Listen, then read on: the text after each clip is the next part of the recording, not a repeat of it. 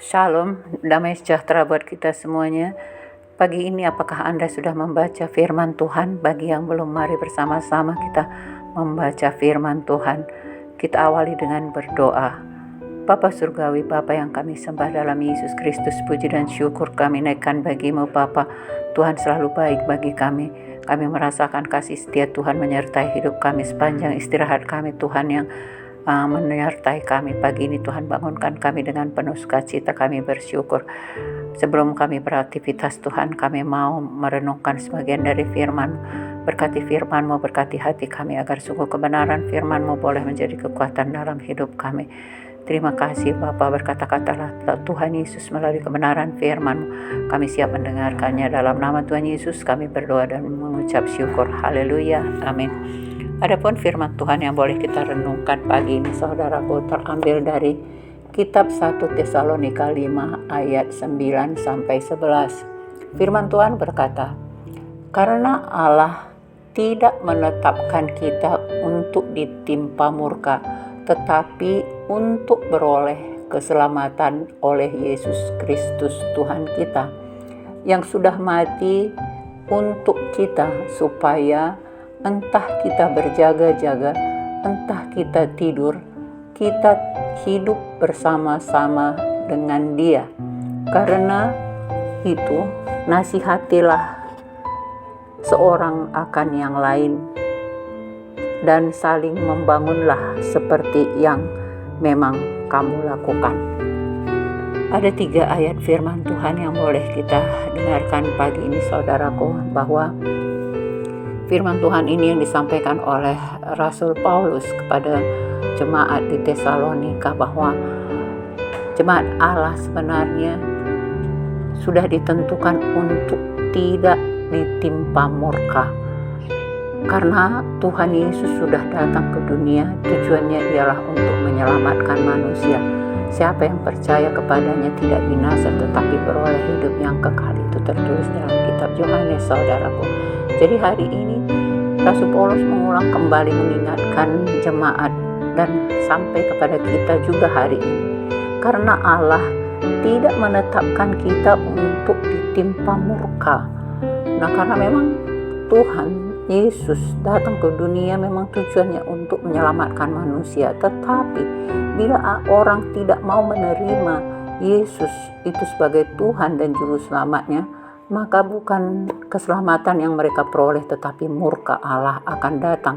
Ketika Tuhan Yesus datang kedua kali nanti, saudaraku, Tuhan akan menghakimi yang hidup dan yang mati. Nah, tentu yang hidup, yang percaya kepadanya akan diselamatkan, tetapi yang tidak percaya kepadanya akan dihukum.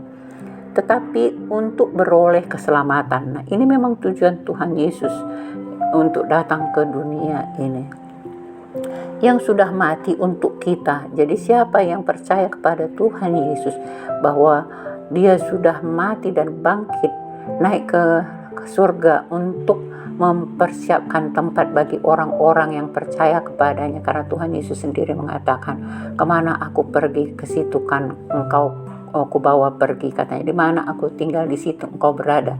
Nah, itu janji firman Tuhan, supaya entah kita berjaga-jaga, entah kita tidur, kita hidup bersama-sama dengan Dia. Ya, jadi selama kita hidup di dunia ini, saudaraku, kita dituntut untuk berjaga-jaga. Bagaimana kita berjaga-jaga supaya kita pada waktu Tuhan datang kedua kalinya, kita bisa bersama-sama dengan Dia.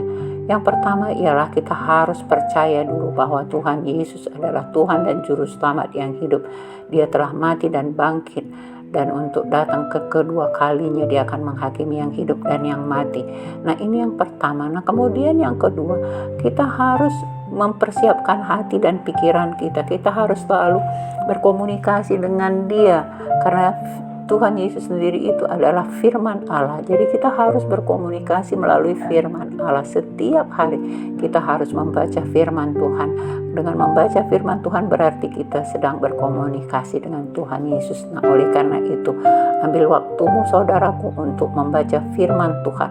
1 ayat, 2 ayat, 1 pasal, 1 bab bisa dibaca setiap hari, tergantung kesempatanmu, tergantung hatimu.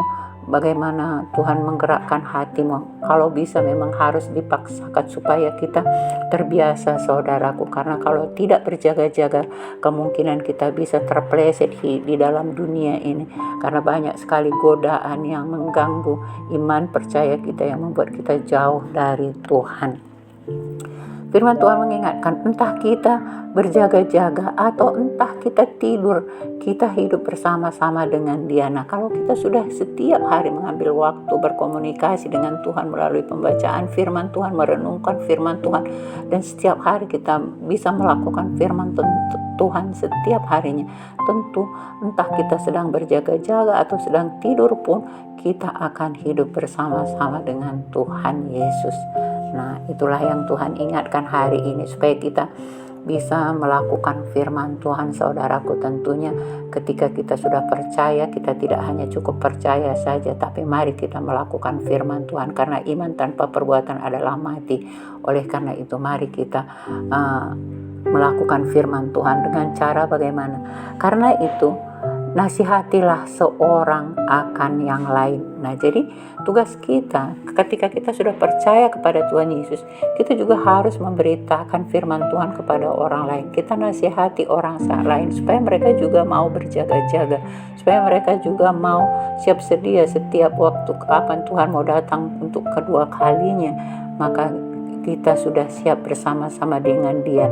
Oleh karena itu, mari nasihati seorang akan yang lain, saudaraku. Katakan bahwa dengan mengampuni orang lain, dengan berdamai dengan orang lain, membuang rasa benci, mematikan hawa nafsu, atau menghilangkan iri hati. Nah, itu semuanya adalah boleh kita berikan nasihat kepada saudara-saudara kita. Karena kalau kita tidak mau mengampuni, kita tidak mau berdamai, bagaimana kita bisa layak di hadapan Tuhan? Oleh karena itu, Tuhan ingatkan hari ini melalui kitab Tesalonika ini, saudaraku.